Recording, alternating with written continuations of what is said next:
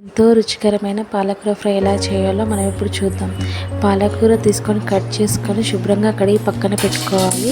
Stove మీద కడాయి పెట్టుకొని 3 table స్పూన్ల ఆయిల్ పోసుకొని ఆయిల్ వేడయ్యాక తాలింపు గింజలు వేసుకోవాలి. ఇది కొంచెం వేగాక ఎండుమిర్చి ముక్కలు వేసుకోవాలి. ఉల్లిపాయ ముక్కలు, వెల్లుల్లి వేసుకోవాలి.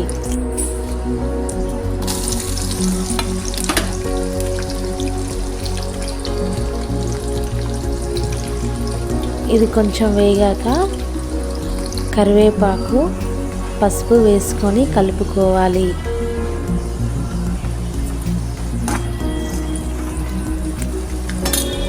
ఒక స్పూన్ ఉప్పు వేసుకొని కలుపుకోవాలి. కట్ చేసి పెట్టుకున్న పాలకూరని కొద్దిగా వేసుకుంటూ కలుపుకోవాలి.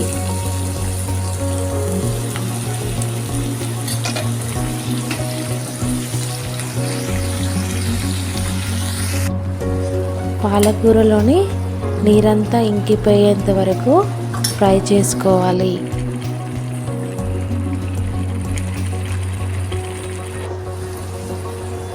ఇందులో ఒక స్పూన్ కారం, ఒక స్పూన్ ధనియాల పొడి వేసుకొని కలుపుకోవాలి.